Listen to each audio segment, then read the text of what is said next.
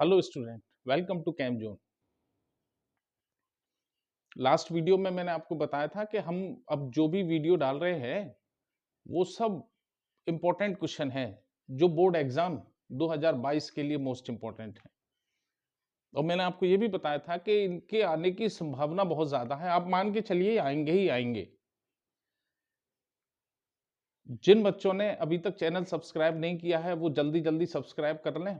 हाँ, bell icon जरूर जरूर दबा दें जिससे जो हमारी अपकमिंग वीडियो है उसका नोटिफिकेशन आपको मिल सके। आज हम बायोमोलिक्यूल्स, लास्ट यूनिट हमारी बायोमोलिक्यूल्स, उसमें से कुछ इंपॉर्टेंट क्वेश्चन के साथ आए हैं। आप मान के चलिए कि ये आपको बोर्ड एग्जाम में मिलेंगे ही मिलेंगे।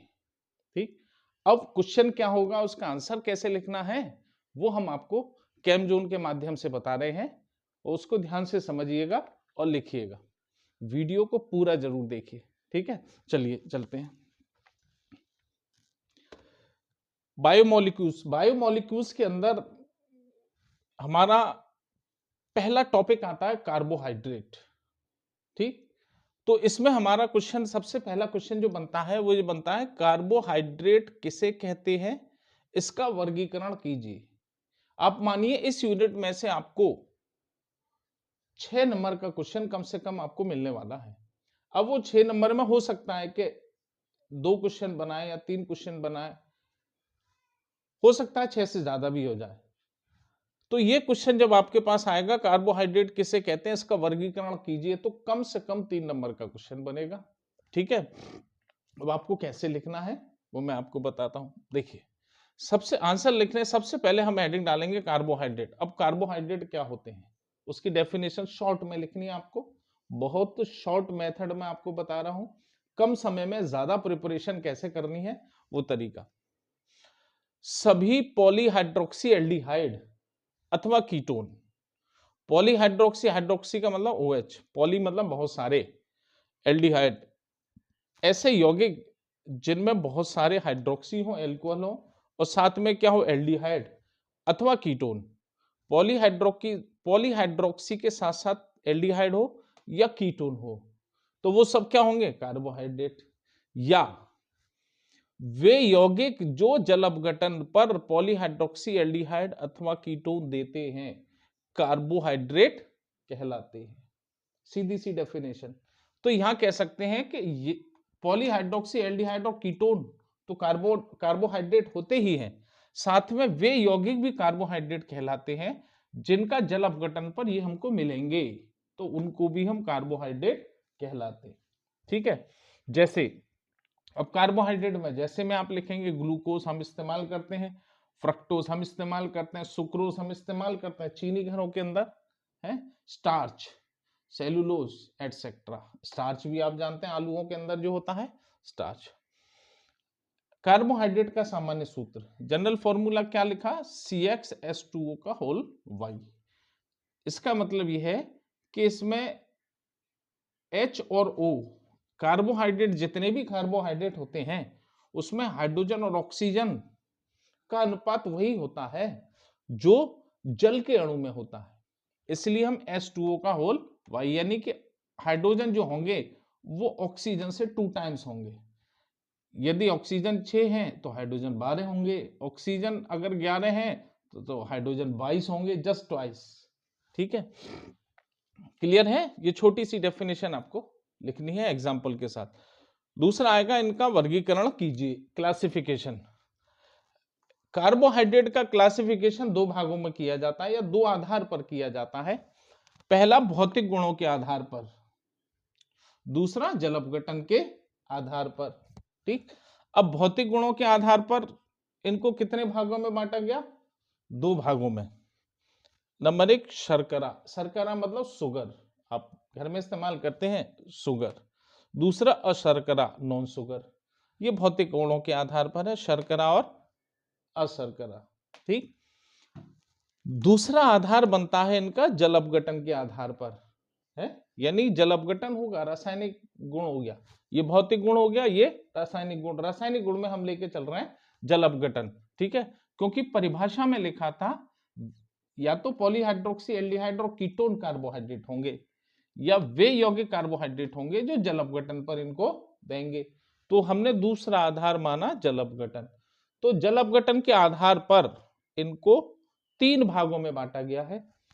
नंबर 1 मोनोसैकेराइड, नंबर 2 ओलिगोसैकेराइड और नंबर 3 पॉलीसैकेराइड। ठीक, तो इनका वर्गीकरण 2 के आधार पर किया गया। अब हम क्या करेंगे, इन सब की परिभाषाएं करेंगे विद एग्जांपल।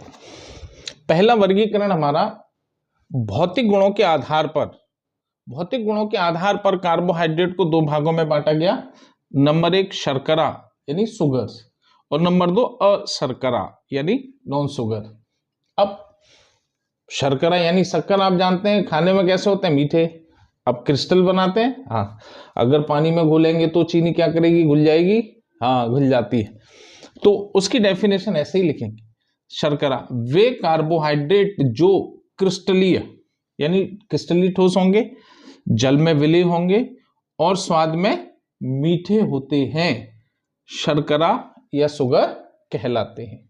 ठीक, फॉर एग्जाम्पल में आपकी सुक्रोज चीनी, ग्लूकोज, फ्रक्टोज एटसेट्रा। ठीक है, ऐसे ही दूसरी डेफिनेशन आपको अशर्करा की लिखनी है।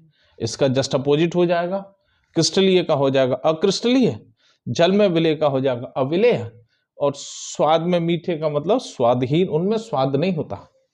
जैसे तो देखिए डेफिनेशन कैसे लिखेंगे, वे कार्बोहाइड्रेट जो अक्रिस्टलीय कौमा जल में अविलेय और स्वादहीन होते हैं अशर्करा या नॉन शुगर कहलाते हैं। जैसे स्टार्च, स्टार्च देखा है आपने, नहीं देखा, मैं बताता हूं। आलू देखा है, चावल देखा है, हाँ। आलू जब घर पे हम आलू की सब्जी बनाएंगे तो क्या करेंगे, आलू को पहले छीलते हैं, छील लिया, छीलने के बाद उसके छोटे छोटे पीस करते हैं, पीस करने के बाद क्या करेंगे, एक बर्तन के अंदर डाल देंगे धोने के लिए, है।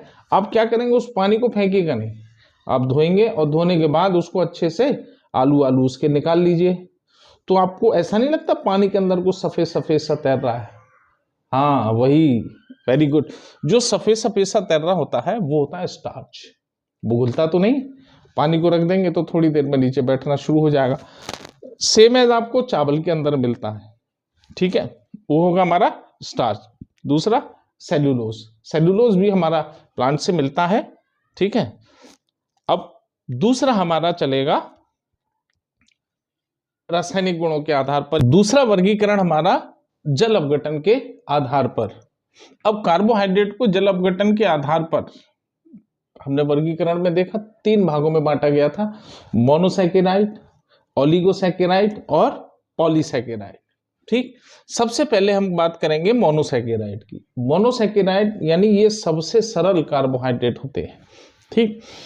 तो डेफिनेशन कैसे लिखेंगे, वे कार्बोहाइड्रेट जिनका जल अपघटन नहीं होता है, ध्यान रखना, जो आगे जल अपघटित नहीं होंगे, बस वहां पर उसका अपघटन उसके बाद नहीं होगा, ठीक। वे कार्बोहाइड्रेट जिनका जल अपघटन नहीं होता है मोनोसैकेराइड कहलाते हैं। ये सबसे सरल कार्बोहाइड्रेट होते हैं, सबसे छोटे, सरल, आसान वाले, ठीक है। इनमें कौन कौन आएगा, ग्लूकोज, फ्रक्टोज आदि, ठीक। अब देखिए इसको लिखेंगे कैसे, अगर रिएक्शन लिखनी है आपको कैसे लिखेंगे, ग्लूकोज फॉर्मूला C6H12O6, जल अपघटन है तो जल में घोलेंगे, चाहे तो एसिडिक मीडियम लें, आप ले सकते हैं, वैसे हाइड्रोलाइसिस एसिडिक मीडियम में होता है, तो ऐसे फ्रक्टोज C6H12O6 सेम। इसको हम आगे बात करेंगे कि इनका फॉर्मूला सेम है, दोनों में डिफरेंस क्या होता है इसी चैप्टर में करेंगे, ठीक। तो यहां पर ये इनका जल अपघटन होगा ही नहीं, नो रिएक्शन, ठीक, यहां भी नो रिएक्शन।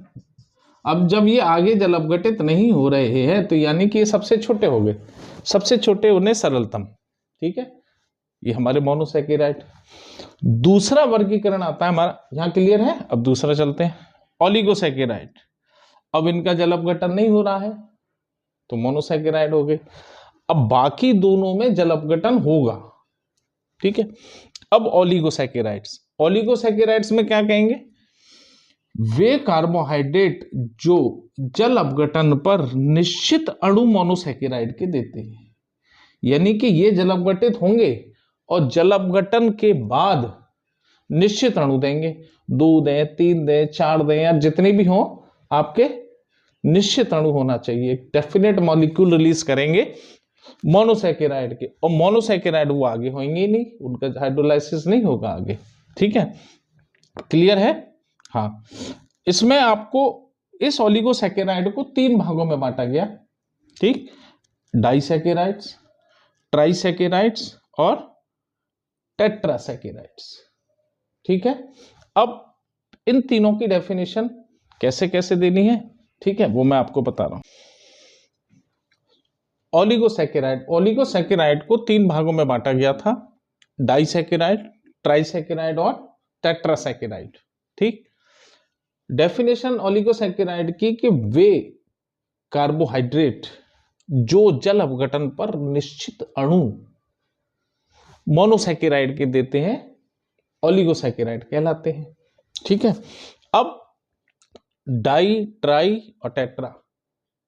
ठीक, अब इसकी डेफिनेशन कैसे याद रखनी है हमको, di means 2, tri means 3, tetra use for 4, 4 के लिए टेट्रा यूज करते हैं।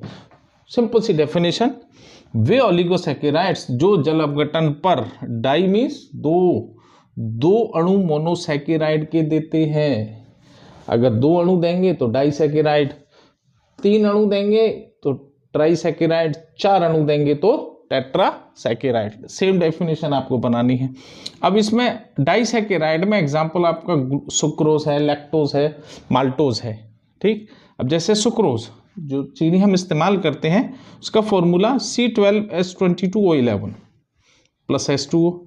इसका जल अपघटन करेंगे तो 2 अणु हमको, एक ग्लूकोज का मिलता है, एक फ्रक्टोज का मिलता है, दोनों मोनोसैकेराइड है, ये आगे जल अपघटित नहीं होंगे। ठीक, अब ट्राइसैकेराइड, अब बताइए ट्राइसैकेराइड कितने अणु देंगे मोनोसैकेराइड के, कितने देंगे, जी हाँ, वेरी गुड, 3 अणु देंगे। ठीक, यहां लिख देंगे हम 3 अणु किसके देंगे, मोनोसैकेराइड के। आप ऐसे नहीं पूरी डेफिनेशन लिखना, ठीक है, मोनोसैकेराइड्स के देते हैं। सेम डेफिनेशन, वे ओलिगोसैकेराइड्स जो जल अपघटन पर 3 अणु मोनोसैकेराइड के देते हैं, ट्राइसैकेराइड्स कहलाते हैं। जैसे for example raffinose, formula C18H32O16 plus इसका हाइड्रोलाइसिस कराएंगे हम, जल अपघटन कराएंगे तो 3 अणु C6H12O6, C6H12O6 मोनोसैकेराइड्स के मिलेंगे। अब इसको बैलेंस करेंगे तो ये ट्वाइस H2। ठीक है, अब ये किसके हैं, ग्लूकोज के हैं, फ्रक्टोज हैं, तो आप सीधे से लिख देंगे मोनोसैकेराइड्स। ये 3 मॉलिक्यूल हमको मिल गए मोनोसैकेराइड्स के। ठीक, अब तीसरा हमारा टेट्रासैकेराइड। अब टेट्रा में कितने मिलेंगे, हाँ वही टेट्रा मतलब 4, तो यहां आप लिखेंगे 4 अणु वे ओलिगोसैकेराइड्स जो जल अपघटन पर 4 अणु मोनोसैकेराइड्स के देते हैं, टेट्रासैकेराइड कहलाते हैं। जैसे स्टैच्यूज, ठीक, C24H42O21 प्लस H2, इसका हाइड्रोलाइसिस कराएंगे तो हमको क्या मिलेंगे, मोनोसैकेराइड, यानी C6H12O6। अब कितने मॉलिक्यूल मिलेंगे हमको, 4 मॉलिक्यूल्स ऑफ मोनोसैकेराइड्स, मोनोसैकेराइड्स। ठीक, अब इसको बैलेंस कर लीजिए, 24, यहां जाएगा 3H2। ठीक है, अब हमारा तीसरा काइंड रह गया है जिसको हम कहेंगे पॉलीसैकेराइड। पॉलीसैकेराइड्स, पॉली यूज कब करते हैं भाई, पॉली का यूज जब करते हैं जब बहुत सारे होते हैं। बहुत सारे का मतलब कोई काउंटिंग नहीं होती। काउंटिंग होती तो नंबर से बोल देते 2 4 6 10 15 20 जितने भी है, लेकिन जब काउंट नहीं हो पा रहे हैं तो कहते हैं बहुत सारे थे। ठीक है, तो डेफिनेशन वही लिखनी है कि वे कार्बोहाइड्रेट जो जल अपघटन पर अनिश्चित अणु मोनोसैकेराइड के देते हैं पॉलीसैकेराइड कहलाते हैं। ठीक, फॉर एग्जाम्पल में आप स्टार्च, सेल्यूलोज, डेक्स्ट्रिन आदि करके लिखेंगे। ठीक है, अब स्टार्च का फॉर्मूला C6H10O5 का होल N स्टार्च, इसका हाइड्रोलाइसिस कराएंगे, जल अपघटन कराएंगे तो आपको N मॉलिक्यूल मिलेंगे C6H12O6 मोनोसैकेराइड के। ये आपका क्लासिफिकेशन हो गया। ठीक, अब इन शॉर्ट मैं इसको अभी 1 मिनट में पूरा आपको रिवाइज करा दे रहा हूं। ठीक है, कार्बोहाइड्रेट किसे कहते हैं? सभी पॉलीहाइड्रोक्सी एल्डिहाइड अथवा कीटोन या वे यौगिक जो जल अपघटन पर पॉलीहाइड्रोक्सी एल्डिहाइड या कीटोन देते हैं कार्बोहाइड्रेट कहलाते हैं। डेफिनेशन हो गई। इनका जनरल फॉर्मूला होता है CX, कार्बन कितने भी हो लेकिन H और O के बीच में अनुपात वही रहेगा जो जल के अंदर H और O में होता है, तो CX H2O का होल Y, ये इनका जनरल फॉर्मूला होता है। ठीक, इसके बाद हम इसके वर्गीकरण की तरफ जाएंगे। वर्गीकरण कार्बोहाइड्रेट को दो के आधार पर वर्गीकृत किया गया। पहला भौतिक गुणों के आधार पर, दूसरा रासायनिक गुणों के आधार पर। भौतिक गुणों के आधार पर हम इसको 2 भागों में बांट देंगे, एक शुगर और एक नॉन शुगर। शुगर आप जानते हैं शर्करा, शक्कर, यानी ये क्रिस्टली होते हैं, जल में विलय होते हैं और स्वाद में मीठे होते हैं। ठीक है, जैसे sucrose, glucose, fructose. Non sugar बस उल्टा कर दीजिए, ये क्या होंगे? ये अक्रिस्टलीय होंगे, जल में अविलय होंगे और स्वादहीन होंगे, इनमें कोई स्वाद नहीं होता, वो हमारे हो जाएंगे नॉन शुगर्स। जैसे स्टार्च है, मेनली पॉलीसैकेराइड जितने भी होते हैं सब नॉन शुगर्स होते हैं। स्टार्च है हमारा, सेल्यूलोज है, डेक्स्ट्रिन है, एटसेट्रा। ठीक, दूसरा आधार बनाएंगे हम जल अपघटन के आधार पर है। तो जल अपघटन के आधार पर कार्बोहाइड्रेट को 3 भागों में बांटा गया, मोनोसैकेराइड, डाइसैकेराइड और मोनोसैकेराइड, ओलिगोसैकेराइड और पॉलीसैकेराइड। ठीक, अब जल अपघटन पर मोनो, ओलिगो और पॉली, इसको कैसे याद रखेंगे? मोनोसैकेराइड जिनका जल अपघटन नहीं होगा, मोनोसैकेराइड्स। जिनका जल अपघटन होगा यानी इन दोनों का होगा, जिनका जल अपघटन होगा और निश्चित अणु देंगे मोनोसैकेराइड के, वो ओलिगोसैकेराइड, और जो अनिश्चित देंगे वो पॉलीसैकेराइड। ठीक है, अब ये सरलतम हो गए हमारा ग्लूकोज और फ्रक्टोज। ओलिगो निश्चित अणु देंगे, अब निश्चित को इसको कई कैटेगरी में बना दिया है, जिसमें हम 3 लेके चलते हैं, डाई, ट्राई और टेट्रा। अगर 2 अणु देते हैं ओलिगोसैकेराइड जल अपघटन पर तो डाइसैकेराइड, 3 अणु देंगे तो ट्राइसैकेराइड, 4 अणु देंगे तो टेट्रासैकेराइड, और बहुत सारे अणु दे जाएंगे तो बन जाएगा हमारा पॉलीसैकेराइड्स। ठीक है, 1 मिनट में पूरा हो गया। चलिए, इसमें से आपको बड़ा क्वेश्चन मिलेगा। ठीक है, और इसके आगे के जो क्वेश्चन बनते हैं कार्बोहाइड्रेट में मैं अगली वीडियो में डालूंगा, इसको ध्यान से देखिएगा, पूरा आपको जबानी याद हो जाएगा, देखते ही देखते याद हो जाएगा। ठीक है, वीडियो चैनल को सब्सक्राइब जरूर करिएगा है, अगर अच्छा लगे तो लाइक और शेयर जरूर करिए।